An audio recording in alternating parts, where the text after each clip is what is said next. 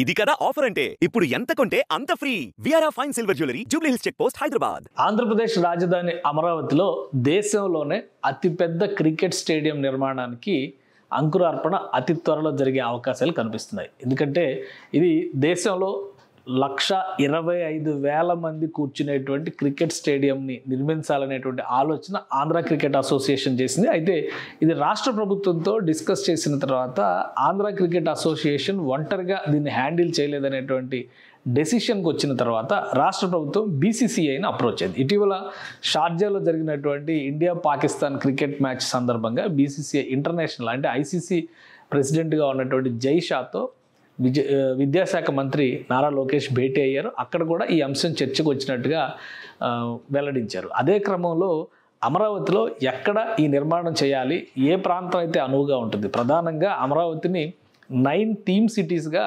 ప్రభుత్వం గతంలో డిజైన్ చేసింది. మాస్టర్ ప్లాన్లో భాగం ఇది. అందులో భాగంగానే స్పోర్ట్స్ సిటీ అనేది ప్రత్యేకంగా డిజైన్ చేశారు. స్పోర్ట్స్ సిటీ ప్రాంతంలో ఈ భారీ స్టేడియం నిర్మాణానికి 60 ఎకరాల భూమిని కేటాయించేటువంటి పనుల్ని ఏపీ సర్కార్ ముమ్మరం చేసింది. సిఆర్డీఏ అధికారులు దీనికి అనువైనటువంటి ప్రదేశాన్ని ఇప్పటికే అన్వేషించి రెడీ చేసినట్టుగా సమాచారం వస్తుంది. ఈ స్టేడియం నిర్మాణం కనుక జరిగితే ప్రస్తుతం గుజరాత్లో మొతేరా స్టేడియం అంటే నరేంద్ర మోడీ స్టేడియమే దేశంలో అతిపెద్ద క్రికెట్ స్టేడియం అవుతుంది. దాంతో పోటీ పడే స్థాయిలో అమరావతిలో క్రికెట్ స్టేడియం నిర్మాణం జరుగుతుంది. అమరావతిలో మరొక క్రికెట్ స్టేడియం నిర్మాణం అవసరమా, అసలు ప్రభుత్వం చేసినటువంటి ప్రణాళిక ఏ విధంగా ఉంది, ఒకసారి విశ్లేషించేటువంటి ప్రయత్నం చేద్దాం. వాస్తవానికి అమరావతికి సంబంధించినటువంటి వివిధ అంశాలను చూసినప్పుడు స్పోర్ట్స్ సిటీ అంటే 9 థీమ్స్గా ఈ సిటీస్ని డిజైన్ చేసింది రాష్ట్ర ప్రభుత్వం. ఆ 9 థీమ్స్కి సంబంధించినటువంటి సిటీస్ ఒకసారి చూస్తే ఇక్కడ మనం ఇది మ్యాప్, ఇది గవర్నమెంట్ రిలీజ్ చేసినటువంటి మ్యాప్. ఇంకా డీటెయిల్గా కావాలంటే ఇందులో మెన్షన్ చేసినటువంటి అంశాలను ఒకసారి మనం చూద్దాం. ఇది ఈ 9 నగరాలకు సంబంధించినటువంటి డీటెయిల్స్. ఈ 9 నగరాలకు సంబంధించిన డీటెయిల్స్లో ఇక్కడ మనకి చాలా విషయాలు కనిపిస్తూ ఉంటాయి. ఎందుకంటే ఏ సిటీని ఎలా డిజైన్ చేయాలి, క్రీడా నగరం అనేది ఈ కార్నర్ బిట్లో డిజైన్ చేసింది రాష్ట్ర ప్రభుత్వం. అంటే ఈ పక్కనే ప్రభుత్వ పరిపాలనా భవనం అంటే అడ్మినిస్ట్రేటివ్ సిటీ అన్నారు, అలానే ఫైనాన్స్ సిటీ అన్నారు, టూరిజం సిటీ అన్నారు, న్యాయనగరం జస్టిస్ సిటీ అన్నారు. ఇక్కడంతా కోర్టులకు సంబంధించినటువంటి నిర్మాణాలు జరుగుతాయి. ఇటు మీడియా సిటీ, ఇటు నాలెడ్జ్ సిటీ, ఇటు ఆరోగ్య నగరం, ఈ దిగువన ఎలక్ట్రానిక్ సిటీ, ఇట్లా డిజైన్ చేశారు. సో స్పోర్ట్స్ సిటీకి సంబంధించినటువంటి ప్రదేశాలు ఇవి. స్పోర్ట్స్ సిటీకి సంబంధించి 4,000 ఎకరాల భూముల్ని రాష్ట్ర ప్రభుత్వం అప్పట్లో కేటాయించింది. దీన్ని దృష్టిలో పెట్టుకొని చూసినప్పుడు మాస్టర్ ప్లాన్లో భాగంగా ఎక్కడ వస్తుంది స్పోర్ట్స్ సిటీ అంటే ఇది మొత్తం అమరావతికి సంబంధించినటువంటి టోటల్ మాస్టర్ ప్లాన్ ఇది. ఈ టోటల్ మాస్టర్ ప్లాన్లో ఈ కార్నర్ ఏరియా మొత్తం కూడా ఇక్కడ డిజైన్ చేశారు స్పోర్ట్స్ సిటీని. ఈ స్పోర్ట్స్ సిటీ వస్తే కనుక దీనికి ఒక వరల్డ్ క్లాస్ ఎంటిటీ ఇవ్వాలనేటువంటి ఆలోచన అప్పట్లోనే రాష్ట్ర ప్రభుత్వం చేసింది. అంటే ఇటు పక్కన జల క్రీడలకు సంబంధించినటువంటి వసతులను ఏర్పాటు చేయడంతో పాటు మిగతా క్రీడలకు సంబంధించినటువంటి డెవలప్మెంట్ అంతా కూడా ఇందులో ప్లాన్ చేయాలని చెప్పని రాష్ట్ర ప్రభుత్వం భావించింది. అందులో భాగంగానే స్పోర్ట్స్ సిటీకి 4,000 ఎకరాల భూముల్ని కేటాయించారు. ఈ 4,000 ఎకరాల్లో నుంచే ఇప్పుడు 60 ఎకరాల భూమిని కేటాయించేటువంటి అవకాశం ఉంది. అంటే ఏరియాస్ వైజ్గా చూస్తే కనుక ఇది కొంత భాగం తుళ్ళూరు నుంచి కొంత భాగం వస్తుంది. ఇక పిచ్చికలపాలెం, దొండపాడు, అబ్బరాజుపాలెం, బోరుపాలెం ఈ 4 ప్రాంతాలకి సంబంధించినటువంటి ప్రదేశాలని అన్వేషిస్తున్నారు. ఎందుకంటే క్రికెట్ స్టేడియంకి సంబంధించినటువంటి నమూనా కానీ అది మొత్తం కూడా ఒక ఇంటిగ్రేటెడ్ స్పోర్ట్స్ కాంప్లెక్స్ తరహాలో ఉండాలనేటువంటి ఆలోచన రాష్ట్ర ప్రభుత్వం చేస్తుంది. అందులో భాగంగానే ఈ ప్రతిపాదనలు చేస్తున్నారు. అలానే ఇంత భారీ స్టేడియం నిర్మించడం అనేది అవసరమా అనేటువంటి చర్చకు ఒక సమాధానంగా మనం మరొక విషయాన్ని కూడా విశ్లేషించే ప్రయత్నం చేయాలి. ఇది గతంలో రాష్ట్ర ప్రభుత్వం ఇచ్చినటువంటి విజన్, స్పోర్ట్స్ సిటీ అనే కాన్సెప్ట్ ఎందుకు డిజైన్ చేశారనే దానికి సంబంధించి అప్పట్లోనే అంటే 2016-17 సందర్భంలోనే ఢిల్లీలో విజ్ఞాన్ భవన్లో స్పెషల్ ప్రజెంటేషన్ ఇచ్చి దేశవ్యాప్తంగా ఆంధ్ర కా వికాస్ దేశ్ కా వికాస్ అనే నినాదంతో చేసినటువంటి కార్యక్రమంలో చెప్పినటువంటి ఎజెండా ఇది. Andhra Pradesh building A world class sports city with in it's upcoming capital Amaravati with the vision to host India's first Olympic games. ఇది 2017లో ఇచ్చినటువంటి విజన్ అనమాట. అంటే అమరావతి నిర్మాణం కనుక గత 5 ఏళ్లలో సజావుగా జరిగి ఉంటే ఒక వరల్డ్ క్లాస్ ఇన్ఫ్రాస్ట్రక్చర్. మనం హైదరాబాద్లో గమనించి చూస్తే గచ్చిబౌలి స్పోర్ట్స్ కాంప్లెక్స్ మొత్తం కూడా గతంలో 2001లో చంద్రబాబు నాయుడు ప్రభుత్వం నిర్మించింది. ఫలితంగా 2002-2003 సందర్భాల్లో అంతర్జాతీయ జాతీయ క్రీడలకు కూడా ఇది వేదికగా పనిచేసింది. అదే విజన్తో అమరావతిలో ఈ 9 సిటీస్లో భాగంగా స్పోర్ట్స్ సిటీని భాగం చేశారు. ఆ క్రమంలోనే ఈ విజన్ డాక్యుమెంట్ని ఆ రోజు అక్కడ రిలీజ్ చేశారు. ఇది ఢిల్లీలో జరిగినటువంటి ఈవెంట్లో అప్పుడు రిలీజ్ చేసినటువంటి ప్రోగ్రామ్. వివిధ రంగాలకు చెందినటువంటి స్పోర్ట్స్ పర్సనాలిటీస్ అందరినీ కూడా ఇందులో ఇన్వాల్వ్ చేశారు. అలానే sports authority of India board members దగ్గర నుంచి వివిధ రంగాలకు చెందినటువంటి ప్రముఖులందరినీ ఆహ్వానించి విజన్ ఏ విధంగా ఉండాలనేటువంటి విషయాన్ని ఇక్కడ ఆవిష్కరించింది రాష్ట్ర ప్రభుత్వం. అదే క్రమంలో అప్పుడే ఒలింపిక్ గేమ్స్కి సంబంధించినటువంటి ప్రతిపాదనలు కూడా AP CM Chandrababu Naidu announce చేశారు. ఇప్పుడు 2030 తర్వాత ఒలింపిక్ గేమ్స్ నిర్వహణకు సంబంధించి ఆంధ్రప్రదేశ్ భారతదేశం ప్రిపేర్ అవుతున్నటువంటి పరిస్థితి ఉంది. అందుకనే ఈ విషయాన్ని దృష్టిలో పెట్టుకోవడం ద్వారానే ఈ 4 ప్రదేశాల్లో వచ్చేటువంటి ఇంటిగ్రేటెడ్ స్పోర్ట్స్ కాంప్లెక్స్ని, అంటే ఇంటిగ్రేటెడ్ స్పోర్ట్స్ కాంప్లెక్స్ నిర్మాణం కనుక ఇక్కడ జరిగితే వివిధ క్రీడలకి సంబంధించినటువంటి వనరులు సమకూరడంతో పాటు ఈ 4000 ఎకరాలకి కూడా మొదటి అంకురార్పణ. ఎందుకంటే జస్టిస్ సిటీకి సంబంధించి చూసినప్పుడు ఒక హైకోర్టు బిల్డింగ్ అక్కడ పనిచేస్తుంది. అడ్మినిస్ట్రేటివ్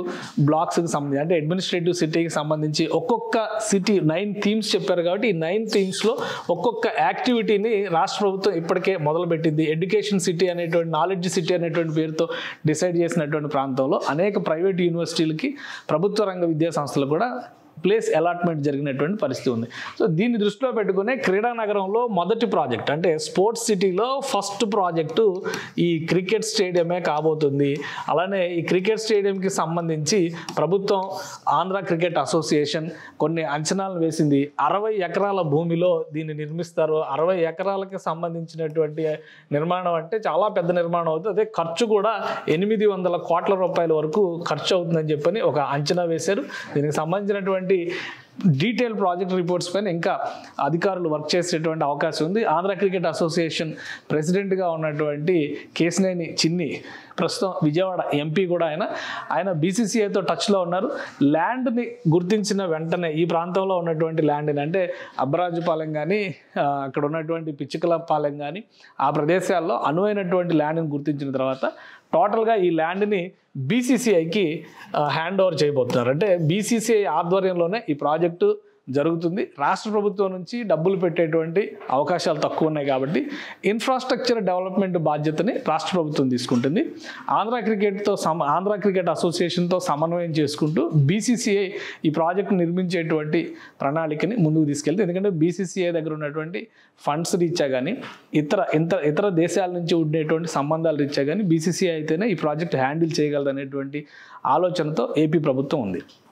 అందుకనే ఫస్ట్ ఫేజ్లో ల్యాండ్కి సంబంధించినటువంటి ఐడెంటిఫికేషన్ జరిగింది.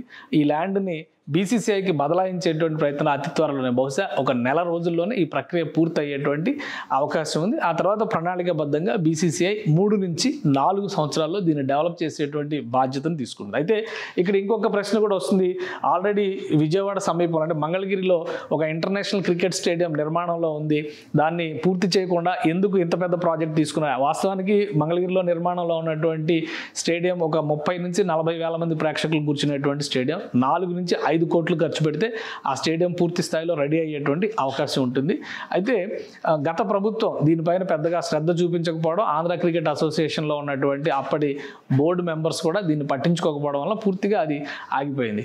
దీంతో పాటు విజయవాడలో మరొక చిన్న స్టేడియం ఉంది. అయితే ఆ స్టేడియంని ప్రభుత్వ కార్యకలాపాల కోసం ఉపయోగిస్తున్నారు. ఇందిరాగాంధీ మున్సిపల్ స్టేడియంకి సంబంధించి అక్కడ కూడా ఒక గ్యాలరీ వ్యవస్థ ఉంది. అయితే అది చాలా చిన్న స్టేడియము. ఇక ఆంధ్రప్రదేశ్లో ఒక ఇంటర్నేషనల్ స్టేడియం అంటే ఒక విశాఖలో మాత్రమే ఉంది. సో విశాఖతో పాటు అమరావతిని కూడా అంతర్జాతీయ స్థాయిలో క్రీడా వేదికగా మారాలంటే కనుక క్రికెట్ స్టేడియం వస్తే ఓవరాల్గా అన్ని రకాల క్రీడల డెవలప్మెంట్కి ఒక గేట్వేగా పనిచేస్తుందని చెప్పి ఆంధ్రప్రదేశ్ ప్రభుత్వం భావిస్తుంది.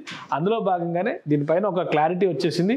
60 ఎకరాల భూమిని ఆల్రెడీ ఈ ప్లాన్లో ఉన్నటువంటి ఏరియాలో ఐడెంటిఫై చేసినట్టుగా తెలుస్తుంది. అంటే మొత్తం మీద ఈ సర్కిల్లోనే వచ్చేటువంటి అవకాశం ఉంది. ఎందుకంటే ఈ స్క్వేర్ ఏరియా మొత్తాన్ని కూడా 4000 ఎకరాల భూమిని ప్రభుత్వం స్పోర్ట్స్ సిటీగా డిసైడ్ చేసింది కాబట్టి ఈ ప్రాంతంలోనే ఒక 60 ఎకరాలు కేటాయిస్తారు.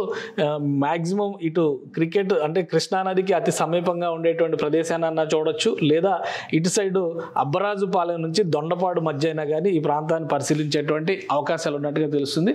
ఈ ప్రాంతంలో 60 ఎకరాల భూమిని రెడీ చేశారు. ప్రాజెక్ట్ నిర్మాణానికి సంబంధించినటువంటి ప్రణాళికల పైన కూడా రాష్ట్ర ప్రభుత్వానికి, ఆంధ్ర క్రికెట్ అసోసియేషన్కి, బీసీసీఐకి మధ్య త్రైపాక్షిక ఒప్పందం కుదరడానికి అవకాశాలు ఉన్నాయి.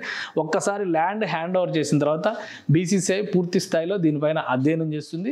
వాస్తవానికి ఏంటంటే రాష్ట్రానికి నిధుల కొరత ఉన్నటువంటి నేపథ్యంలో ఇతర మార్గాలు, కేంద్ర ప్రభుత్వానికి సంబంధించినటువంటి సంస్థలు, ప్రైవేట్ ఏజెన్సీలు, అలానే వివిధ రకాల బోర్డుల నుంచి నిధుల సమీకరణ కోసం రాష్ట్ర ప్రభుత్వం ఒక ప్రణాళికని, వ్యూహాన్ని అనుసరిస్తుంది. అందులో భాగంగానే బీసీసీఐకి హ్యాండ్ ఓవర్ చేయడం ద్వారా, లోకల్ క్రికెట్ అసోసియేషన్ కంటే బీసీసీఐకి ప్రాధాన్యం ఇవ్వడం ద్వారా అంతర్జాతీయ క్రికెట్ మ్యాచ్ల నిర్వహణకు కూడా ఇది ప్రధాన వేదిక అవుతుంది అనేటువంటి ఆలోచన రాష్ట్ర ప్రభుత్వం చేస్తుంది. ప్రస్తుతం గుజరాత్లో నిర్మించినటువంటి స్టేడియం కూడా దాదాపు 63 ఎకరాల్లో నిర్మాణం జరిగినటువంటి స్టేడియం అది. ఇప్పుడు అందుకనే 60 ఎకరాలని కేటాయించడంతో పాటు 800 కోట్ల రూపాయల అంచనా వ్యయంతో ఈ ప్రణాళికని సిద్ధం చేస్తున్నారు. సిఆర్డీఏ అలానే బీసీసీఐ మధ్య ఈ ప్రాథమిక ఒప్పందాలు పూర్తయితే కనుక ఈ ప్రాంతంలో ముఖ్యంగా స్పోర్ట్స్ సిటీకి సంబంధించి మొదటి అంకురార్పణ క్రికెట్ స్టేడియం ద్వారానే జరిగే అవకాశాలు కనిపిస్తున్నాయి.